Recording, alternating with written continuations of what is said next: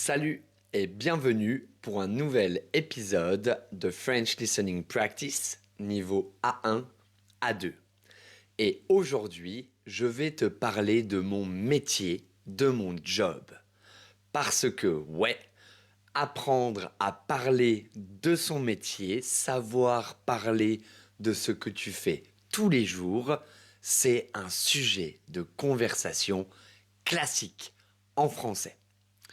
Mais avant de commencer, si tu regardes cette vidéo sur YouTube, je t'invite à t'abonner à la page pour ne pas louper les prochaines vidéos. Si tu regardes cette vidéo depuis mon espace Patreon, je t'invite à télécharger la liste de vocabulaire et à répondre aux questions du quiz de cette vidéo. Allez, on commence tout de suite avec pourquoi j'aime mon job. Parce que oui, j'ai beaucoup de chance, j'aime mon métier. Déjà, je pense que tu le sais, je suis tuteur de français langue étrangère en ligne. Ça veut dire que je travaille chez moi, ok? Ou alors depuis chez moi. On va commencer avec les points positifs parce que il y en a énormément. Déjà, mon métier, c'est un métier très social. OK? C'est quelque chose de négatif en général pour beaucoup de personnes qui sont en télétravail. Ça veut dire qu'ils travaillent à la maison comme moi, parce que beaucoup se sentent isolés dans leur travail. Moi, pas du tout. Je suis en contact toute la journée avec plein de personnes différentes. Je rencontre des gens du monde entier. Ça me permet d'apprendre beaucoup de choses. Grâce à tous mes étudiants, toutes les personnes que je rencontre, je découvre plein de choses sur eux, leur pays, etc. Le plus incroyable pour moi, c'est les métiers de mes étudiants. Certains étudiants ont des métiers incroyables. Euh, j'ai des artistes professionnels, des musiciens, des pilotes d'avion, des épidémiologistes. Je sais même pas comment on le dit, épidémiologistes, je pense. Désolé pour ça. Mais voilà, les cultures différentes, chaque étudiant vient d'un continent, d'un pays ou d'une ville différente et c'est très amusant, c'est très rigolo de comparer les cultures. Et c'est aussi super intéressant, pour moi au moins. Et ce travail qui est très social, eh bien en fait la plupart de mes étudiants deviennent des amis. Et certains des amis très proches en fait. Quand je vois 2 fois par semaine la même personne pendant 1 heure depuis plusieurs semaines, plusieurs mois et parfois plusieurs années, c'est plus que mes amis en France. Donc, on devient proche, on se raconte toutes nos petites histoires, etc. C'est quelque chose que j'aime beaucoup dans mon métier. Mon job, je trouve que un des plus gros points positifs, c'est que c'est un job qui me stimule intellectuellement parlant. Grâce à ça, déjà en haut de la liste, j'ai pu maintenir, améliorer dans certains cas mon niveau en anglais et en espagnol.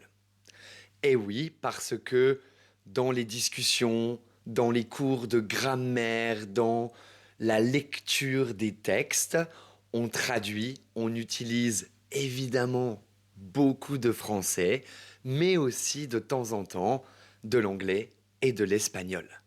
Et ça, c'est un gros plus pour moi qui enseigne une langue et qui apprend toujours les langues.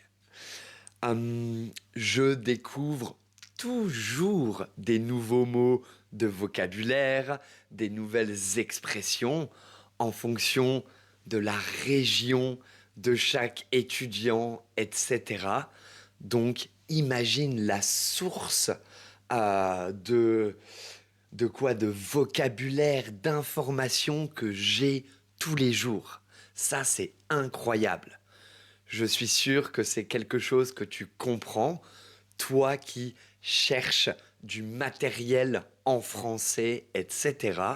Eh bien moi, toute la journée, j'ai ce matériel en face de moi. C'est génial. Et le côté un peu challenging, ok, c'est que ça me force à réfléchir sur ma propre langue. Les questions des étudiants étrangers, elles me font forcément réfléchir sur pourquoi on dit ça, pourquoi est-ce que ça sonne pas trop bien, etc., etc. Donc, j'améliore même mon français. Incroyable. Euh, il y a aussi l'impact sur les étudiants. Il n'y a rien de mieux que de voir quelqu'un prendre confiance, améliorer son niveau. Au début, il ne peut presque pas parler. Au bout de quelques mois, on parle de nos week-ends, de nos plans sans aucun problème. Ça, c'est génial. Quand un étudiant passe un bon voyage, un bon séjour en France, quand il obtient son diplôme, quand il est accepté dans une école, quand il a un job en France, eh bien, c'est quelque chose de super cool pour les professeurs, les tuteurs, etc. Un des énormes avantages de mon job, c'est la flexibilité et la liberté.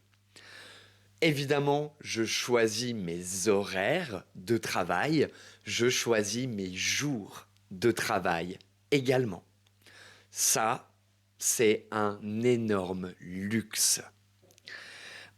Et évidemment, je peux travailler de n'importe où dans le monde. C'est d'ailleurs ce que j'ai fait les dernières années. Je n'ai presque pas vécu en France. J'étais à l'étranger en train de travailler juste avec mon ordinateur et une connexion Internet. Le top, vraiment. Bon, ça c'est pour les points positifs, mais rapidement, il y a aussi quelques petits points négatifs, évidemment. Euh, le premier, c'est que un travail, ça reste un travail. Donc oui, des fois, j'ai un peu la flemme de commencer ma journée de travail. Mais bon, certains étudiants sont évidemment un peu moins proactifs dans les leçons et quelquefois, la leçon est un peu longue pour moi. Ça arrive de temps en temps. Il y a aussi beaucoup de travail en dehors des classes. Je dois préparer des leçons, préparer du vocabulaire, m'adapter au niveau de chaque étudiant. Tout ça, ça demande de la préparation. De temps en temps, il y a les annulations de dernière minute. C'est toujours un peu embêtant. Le rythme de ma journée de travail On peut croire que c'est super tranquille, je travaille sur mon ordinateur, au chaud, chez moi. C'est vrai. Mais enchaîner les classes les unes après les autres, ça demande de l'énergie, de l'enthousiasme. Et ça peut être un peu fatigant à la fin de la journée. Et le dernier petit point négatif, c'est la limite entre ma vie perso et ma vie pro. Eh oui, je suis toujours en train de répondre à des emails, des questions des étudiants. Il faut être très disponible. Et des fois, encore une fois, j'ai un peu la flemme. Voilà. C'est tout pour mon métier. Euh, En commentaire, essaye de décrire un petit peu ton job, pourquoi tu l'aimes et pourquoi tu ne l'aimes pas, pour voir si tu peux le faire sans trop de problèmes. Si tu as trouvé cette vidéo utile, mets un like. Merci de l'avoir regardée. Prends soin de toi et à la prochaine. Ciao!